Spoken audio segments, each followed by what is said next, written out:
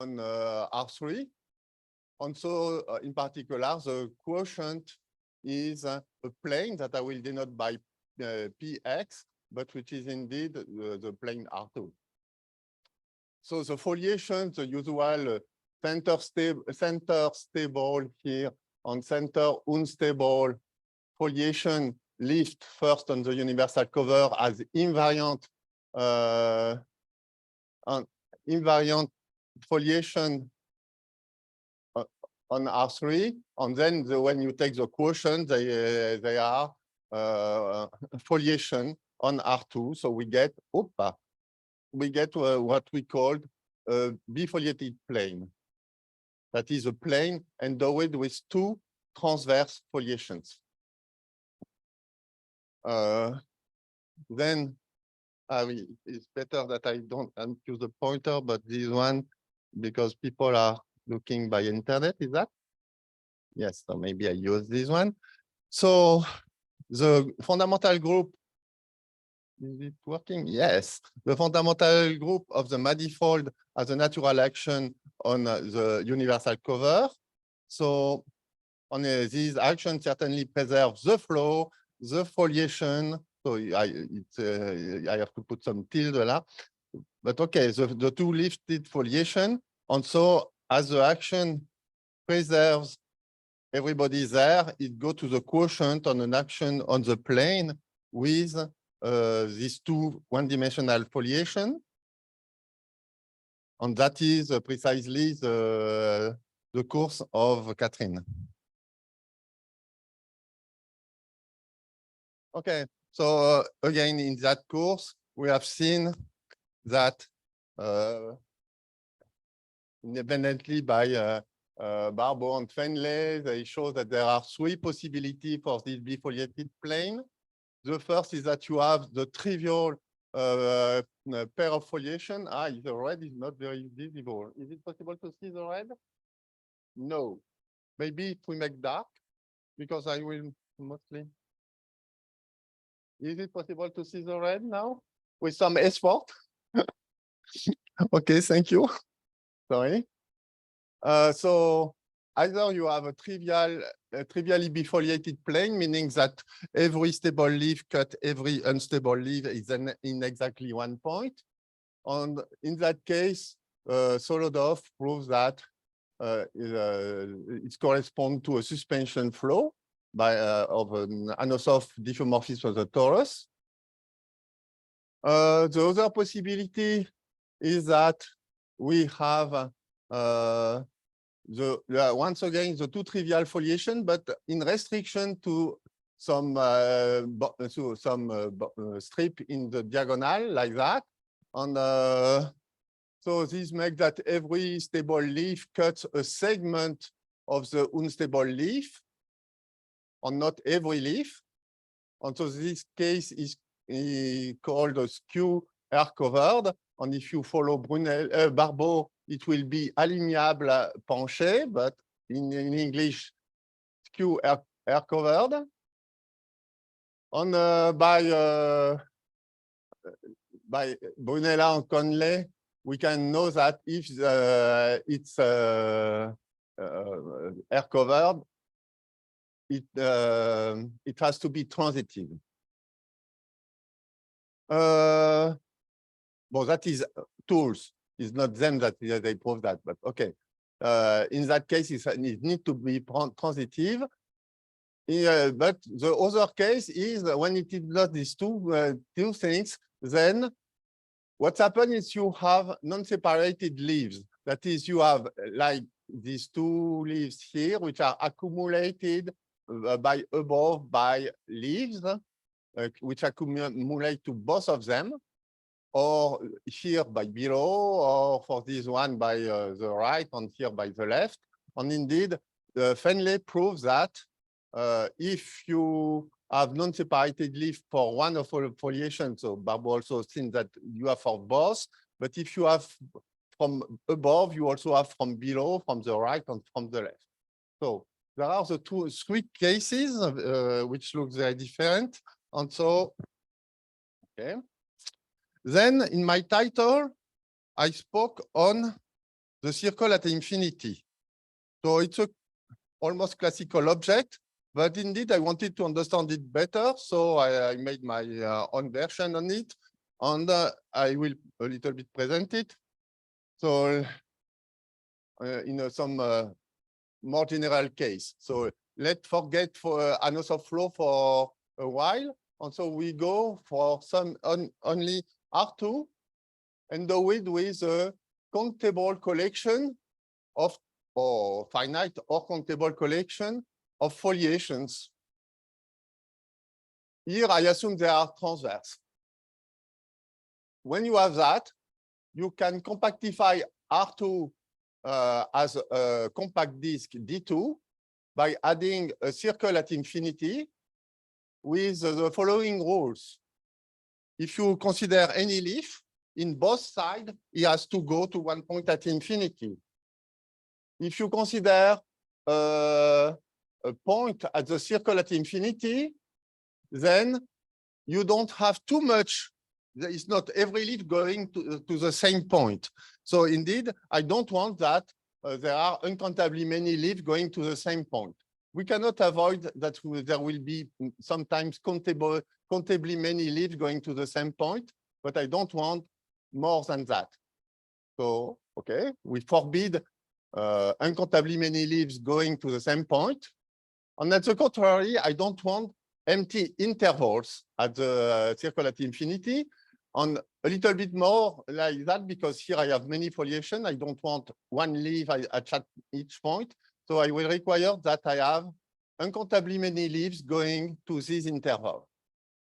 And with these rules, these three simple rules, we get that the compactification is unique. That is, in compactification is an embedding on R2 in the interior of the disk. But if you have two following these rules, you will get a global homeomorphism on the disk. So you get that the two compactifications are homeomorphic. So there is no ambiguity of giving a notation that is the compactification following these rules. Okay. So for explaining the rules, I said any leaf has a two ends going to point at infinity. You can allow infinitely many leaves going to the same point, but there will be only countably many. You can have some intervals so that one foliation don't go to that interval, but you need to have the other which go into this interval in that case. You can have leaf of the two foliation going to the same point at infinity, but you have plenty of things that which are not allowed. So a leaf is not allowed to go to infinity like that, going to a whole interval. The two ends of a leaf cannot go to the same point, because as they do that, every leaf inside will go to the same point. So it will be uncountably many leaves going to the same point here. The same if you have the two leaves of the same or other foliation having the same ends, because here you see all these leaves will go to the same end, and so that is not allowed. And the same here, I do not allow that there is an interval where nobody is going. So here there is a yellow interval is not reached by any end of leaf.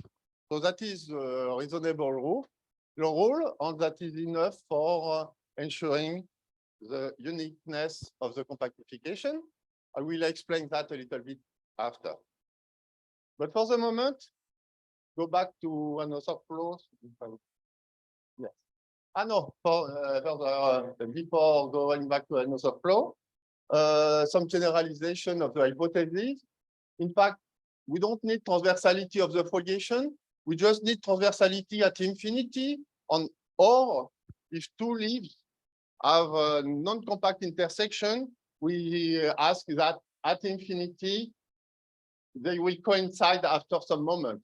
So either two leaves have a compact set of intersection, and after they separate and they go to the different point, or two leaves are non-compact intersection. In that case, they coincide to these half leaves. That's enough for the compactification. we can allow saddles, saddle points. We cannot allow center points that make compact leaves, and we cannot allow that. And you can also generalize to lamination, but with conditions. The most important is that the lamination is orientable. Otherwise, that is no meaning. Okay, I'll go. Now let's go to Anosov flows. So with Anosov flow, we have a plane with two foliation.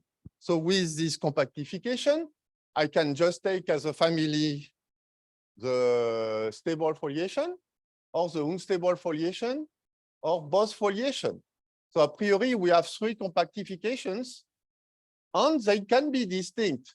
For example, if you look the trivial that is corresponding to the suspension case, then the compactification for the family of the two foliation looks like this one. That is, you have an interval of on the boundary where the stable leaves are arriving, on two disjoint intervals on the boundary where the unstable leaves are arriving. On these two pairs of intervals just meet on the corners, that is on their endpoints.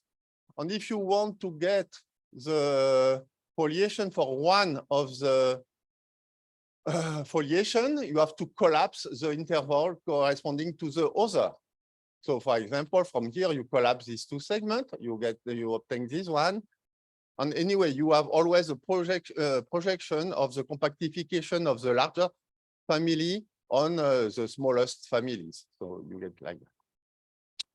But as we are not so interested with suspensions, there is a nice property which says that if the flow is not a suspension, the three compactifications are precisely the same. So we have a nice compactification, you have a nice circle at infinity associated to the flow, and not only to one or both foliations. And that is coming from a proposition that proved Sergio Fenley. So he considered on the bifoliated plane two half leaves, so that the holonomy is globally defined on the whole strip. So if you look at these two leaves, they cut on the plane a strip, and you assume that starting to this segment, you have a global holonomy, and if you look at the limit, it remains nothing. So you have what you call the product region, and it's not so hard to prove that if you have a product region, then indeed your flow, the both foliation are trivial, and so the flow is a suspension. So that is precisely if such a product region existed, this interval will make the difference between the compactification for the stable or for the unstable one, because these segments will not be has to be collapsed for the stable foliation. Okay, so we have a canonical compactification for our for the bifoliated plane of our flow if it is not a suspension. Okay. As it is canonical, this implies that if you have any homomorphism which preserve both foliation, it extends to the boundary. As it extends to the boundary, you can make the restriction to it, and you get an homomorphism on the circle. So as we have exactly a representation, an action of the fundamental group on the homomorphism of my bifoliated plane, so it extends as a homomorphism on the compact disk, and you can take the restriction to the circle at infinity. So we get an object, a one-dimensional dynamic this time. From our three-dimensional flow, we get a one-dimensional dynamics. And in fact, if you follow the course of Catherine Mann, then you know that periodic orbits determines the on a given manifold the isotopic class of periodic orbit, that is the element of the pi 1 of the manifold which correspond to periodic orbit of the flow, classify the flow up to orbital equivalence if there is not this Galoped region that she described, or if you want, if there is no Seifert pieces of your manifold. Okay. And in fact, the periodic orbit, this element can be easily described on this action. I will not say here because there is something to do. It's not trivial. It's just not too complicated. And so this representation, in fact, is a complete invariant, classify, if you want, your flow up to topological equivalence, and indeed, even when there are scalloped regions. So it's truly a reduction of the study of some three-dimensional object to a one-dimensional object, and that is a nice correspondence. Okay, so I will prove today a small result that I like. That is, this action is indeed minimal in general, but only if the flow is not air-covered. There is one case which is mostly trivial. That is, if it is, let's go to the air-covered case. If it is air-covered, it cannot be minimal because the compactification consists in taking these two lines and putting a point at infinity there, and the point at infinity there. So these 2 points are global fixed point of the action. And as they are global fixed point, the action is not minimal. So in some direction, that's clear. So I want to make the converse implication. And okay, in particular, as when X is not transitive, it is not air covered. This implies that the action is minimal in that case.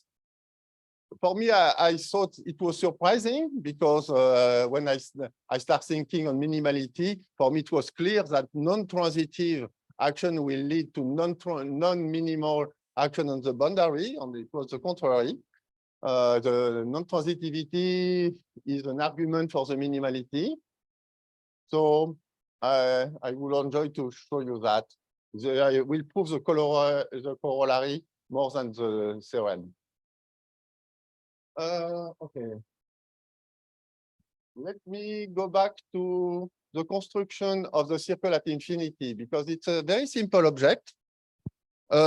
Abstract is not, we will not build a morphism inside the interior of the disk. What we will do is we will build a circle, and then we will add the circle to the plane with the topologies, and we show that it is a disk. So that is an ID by Mather. So the first thing is that you consider ends of leaves, that is half leaves, but only the term at infinity. And there are always cyclically ordered. What it means that consider two circles, two closed curves, simple closed curves, which cut three leaves, three half leaves in only one point. So these leaves are going to infinity, to infinity, to infinity. And you have these two circles which cut only in one point. Then the order you get on the circles is the same for these three colors. So the set of ends of leaves of your family of foliation, if you take a family of transverse foliation, it's always totally cyclically ordered. And then you are almost done, because there is something that when I was at the first years at university for French people in MathSup, the ordered version, not cyclically ordered, was an exercise that the professor gave in the R topology. which is very related with order. So if you take a totally ordered set with no structure at all, but you assume that there is a countable subset which is separating in the meaning that between two elements, you always have an element of your countable set. That is enough for giving you strictly increasing so injection of your set in R whose image is dense. So in some sense, R is just the completion of your totally ordered set. If it is cyclically, you obtain S1 or not R. So that is an exercise. But okay, there is a unique hypothesis here. Separating set, countable separating set, and in fact, we don't have. We mostly never have. If you have leaves which are not separated for the topology of the foliation, the two ends here cannot be separated by the order. There are successive ends of leaves here. And if the canonical air-covered flows, you have each stable, unstable leaf, which has a successor as a stable leaf. So these two leaves cannot be separated. So there is no separated set at all, not even non-countable. So for avoiding this difficulty, first, we notice that leaves of a foliation, of a codimension 1 foliation, which are not separated, are always at most countable. And as they are at most countable, you will just forget them, and you will do all the things without them. And we after at the end, they will follow the. They will go to infinity just by continuity. And the other thing is that you will, when you cannot separate two leaves, like these two one, no, this one I just forget, these two one, you will identify them. So you check that if you have two leaves, so that one of the interval only contain countable leaves as an order, for the cyclic order. So if one of these interval is countable, then you say that these ends of leaf are equivalent. You consider the equivalent classes. You take the quotient, and the quotient is totally cyclically ordered and has a separating set countable. Okay. So in fact, so the circle at infinity is just the completion of this order. So now we have a very abstract circle. We put it with R2, that is, we consider the disjoint union, and we just have to define the topology of the union by telling what is the neighborhood of a point. And so you consider a regular leaf here, regular meaning none, which is separated from any other. A regular leaf on the other side in a small interval, let's say here, and you join them by any segment, and that is the basis of neighborhood at infinity. And it's not hard to check that it makes a disk. Okay, that is the compactification. You see, it's a very natural and simple object, which can be used in many different settings. Go back to the Anosov case. So I will now consider a non-transitive Anosov flow, and I should maybe have made some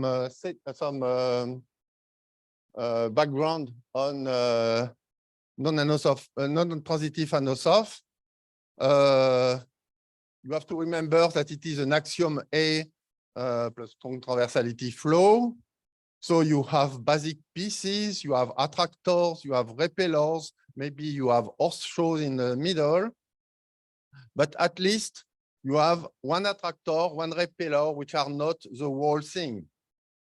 The attractors are, in axiom A dynamics, always consist in unstable manifolds, and the repeller consists in stable manifolds. And so on my bifoliated plane, I will have two colors. Well, okay. I will have some unstable leaf in an attractor and some stable leaf in repeller. And that's the unique that I know that for any element of my group,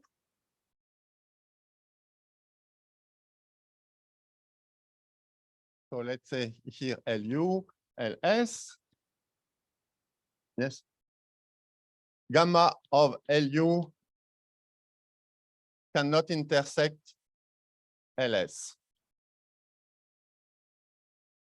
If your flow is transitive, you take any leaf, stable or unstable, its orbit is dense on the bifoliated plane, so cuts every leaf of the other foliation. But when you have a non-transitive flow, you have leaves, unstable leaves, which are in the attractor, and the attractor is disjoint from the repeller, so they cannot intersect. Indeed, that's the unique thing that we need mostly. That's the main property that we will use for getting the minimality.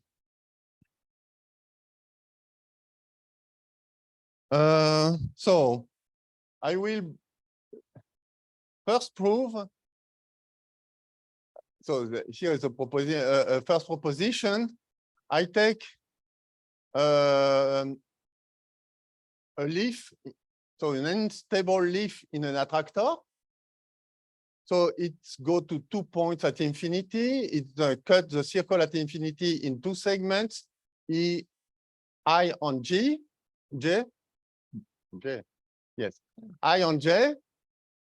And so the statement says that you can send one of the interval inside the other. So the proof is given by these 2 pictures. So certainly I will need to remember some background on non-transitive Anosov flows.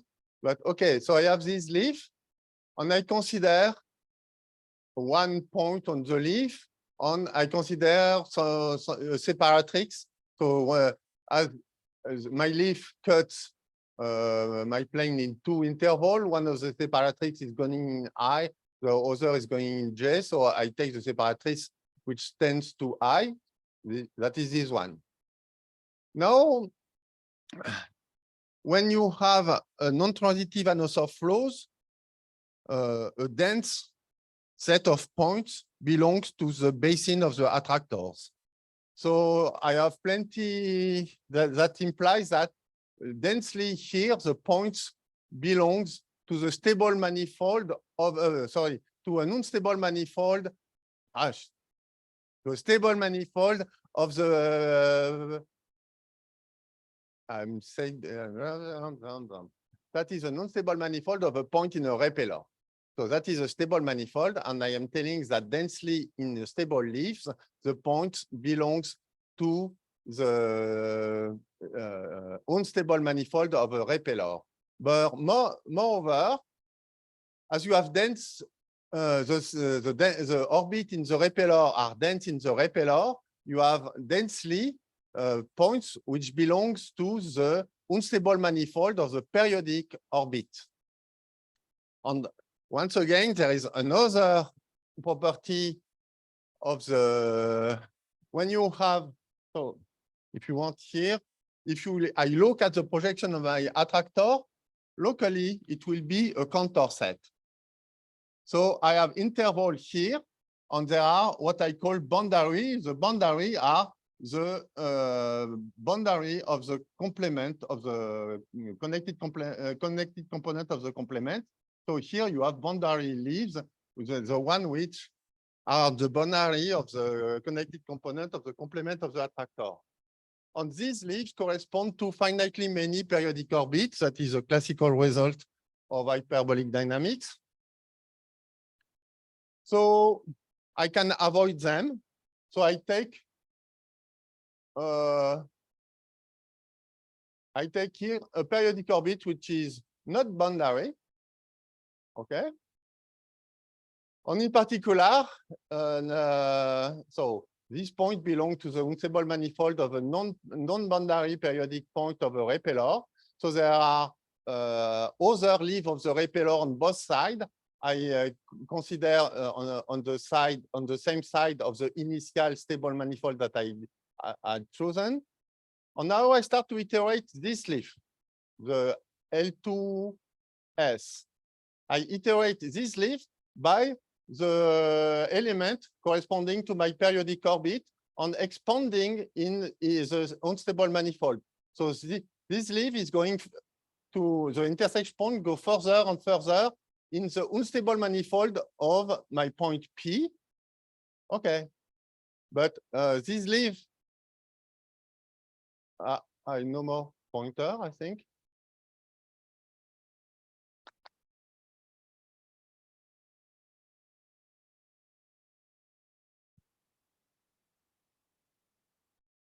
Okay, so I have to take it there.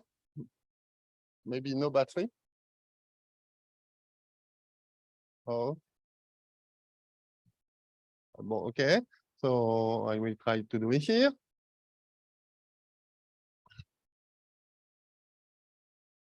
So I was iterating this leaf by the stabilizer of my periodic point. And so this leaf is going further there, but it never can. It's a leaf in a repeller. It cannot cut the red, the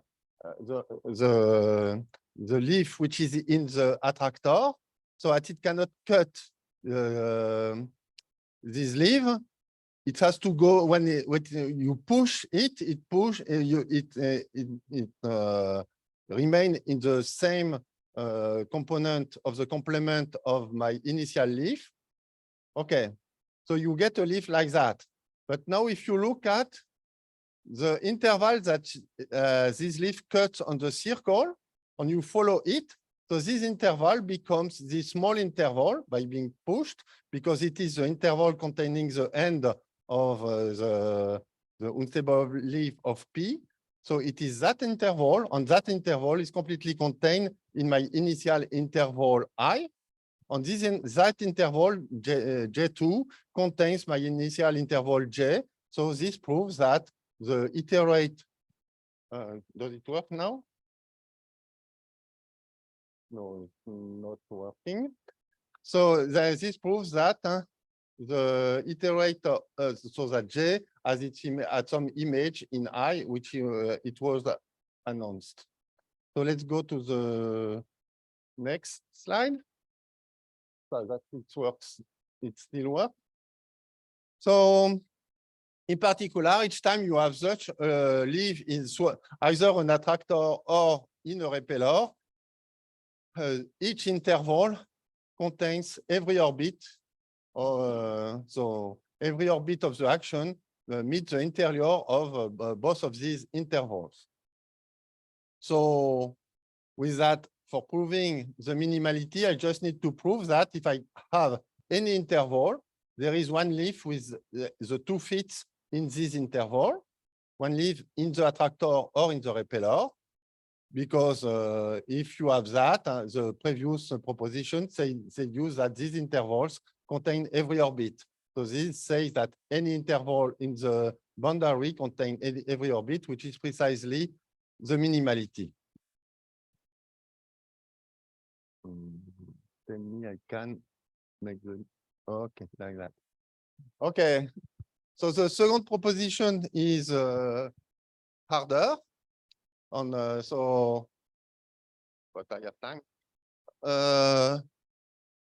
So, oh yes. So I have an interval, and I would like to get some leaf in an attractor on a repeller with the two fits in my interval.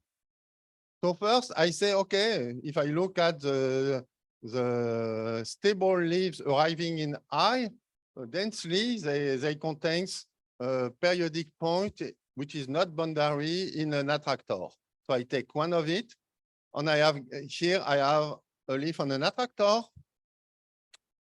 Okay, which is not of boundary type, so I can take a point very nearby. Okay, and now I can iterate my initial leaf by oh yes, the fact that this leaf is regular, is a regular leaf, makes that the holonomy is continuous. As the holonomy is continuous, if I take a point very close, it has also an half leaf going to I. And now I start to iterate my first leaf by the both stabilizer of both of them. So the first time by this one, so it go a little bit further, then by the other, and so on. And so I have two possibilities. Each time I iterate, if it cuts the leaf corresponding to the element that I used, but maybe it do not cut the other. If it do not cut the other, I get 1 point in I, and I'm happy for the moment with that. So that is the picture I get there. I try to iterate this by the two stabilizer, and if at some moment it don't cut both, it has to cut one and not the other. So I get a point exactly in my interval, and for the moment I'm happy with that. If that never happened, so I iterate at the end. On the limit cannot be nothing because it would be a product region. So we have some leaf in the limit on this leaf as the two ends in I is, and that is what I wanted. So in this case, I will forget it because it is done. So now my situation is a little bit better because now I'm not starting. I'm now starting with a regular leaf in an attractor having 1 feet in I. Okay, as it is a regular leaf in an attractor, I can take a nearby leaf and the holonomy is continuous. I go to the same interval. So now I have 2 leaves like that. And that will make me a barrier for my iteration. Now in the middle, I find some point in the periodic point of a repeller, and I make exactly the same trick. That is, I iterate for pushing it. But this, so that is another leaf in the repeller. I push it by the stabilizer of my point, so it goes that direction. But it cannot cross this segment because it is a stable segment which cuts my barrier. And it cannot cut the other because that are a repeller, an attractor, and this is a repeller, so they are disjunct. So at some moment, when the point of intersection goes on the other side, the leaf has no more choice to have its 2 feet on I, and that is what it was announced. So that's it. We get a leaf having the 2 ends in my interval, and this finishes the proof. Okay, so that proves the minimality. So I'm happy because I have some minute left, so I can make, I can continue a little bit. Let me, the first thing, when we try to think about that, people always ask me, or I ask themselves, what about Frank Williams' example? Alors, for people, so that Frank Williams' example is the first example of non-transitive flow. So I recall very quickly how you do that. You take 1 or 2 matrices, so A and B in the paper, they take A equal B, but it's not important.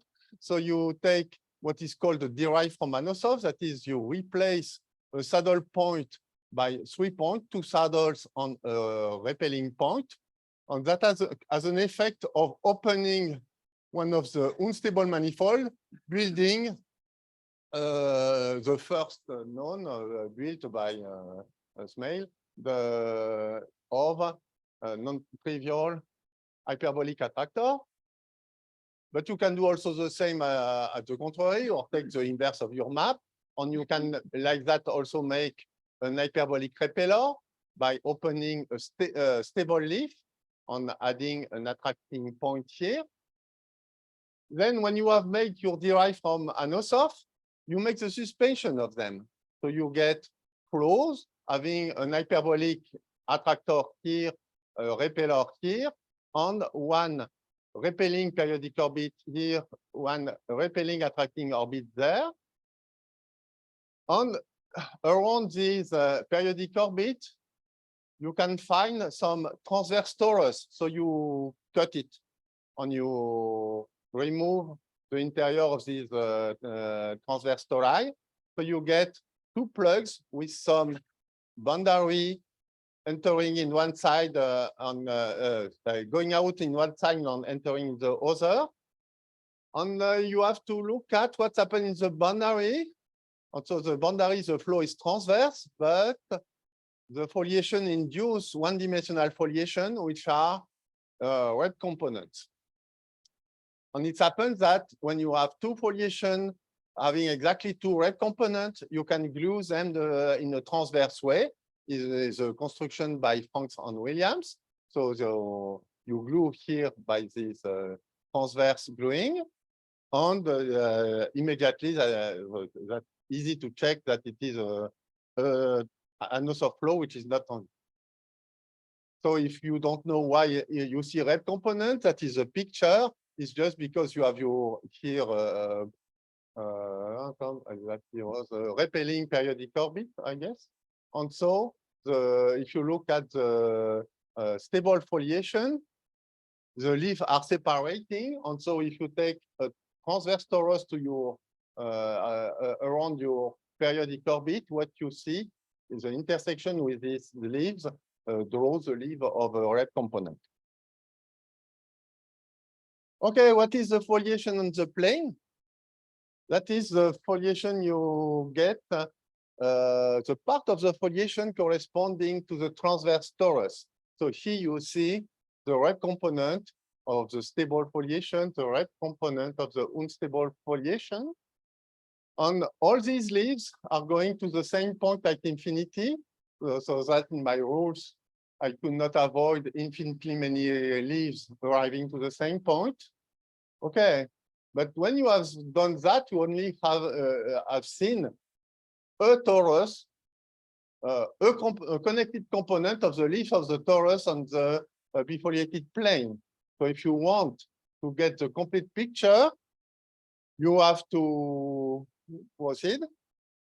So you see other component of the torus. So maybe you think that they don't look like the first one. So what it corresponds.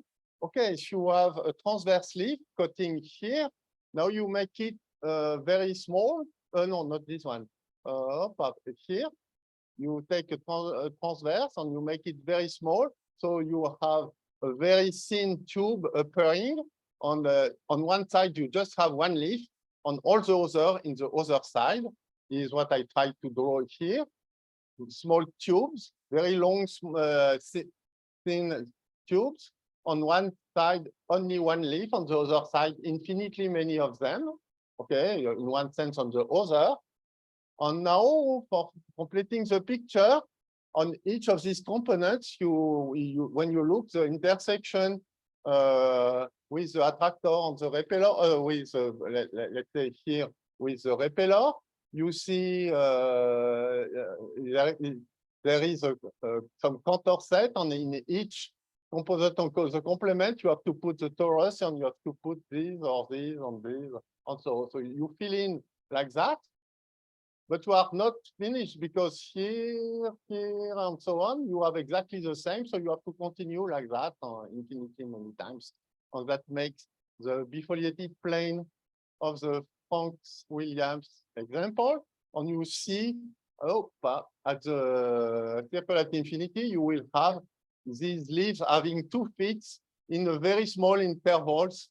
At each place, you will have these leaves or attractor or and repellers indeed in the same interval.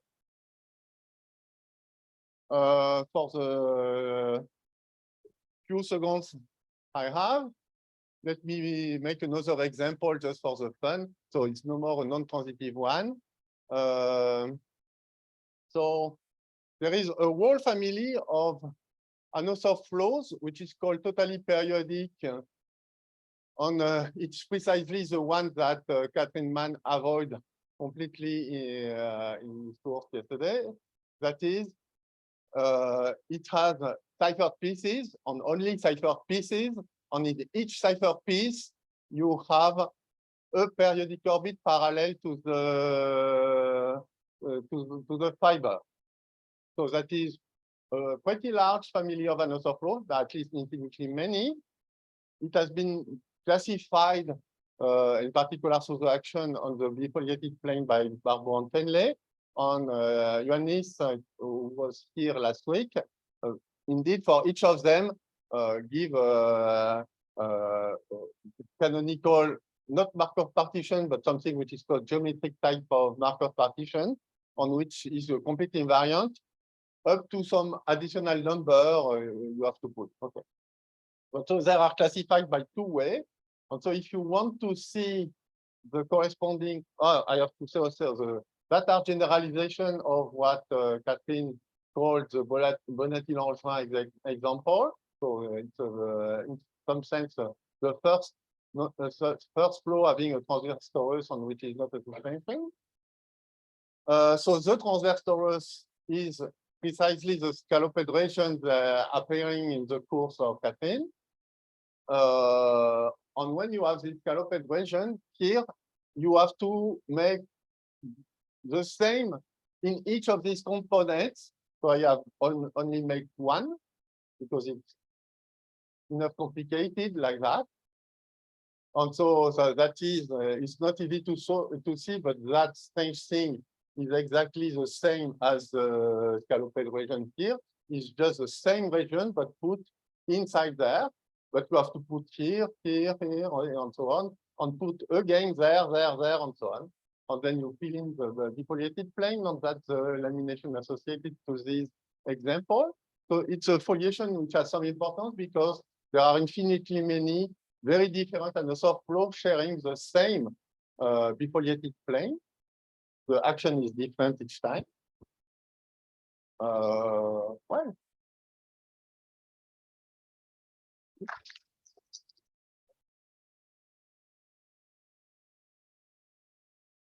Question, comments?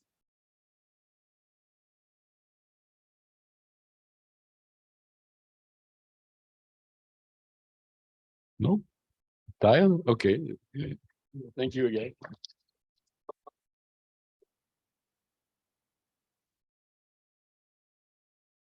I have a comment.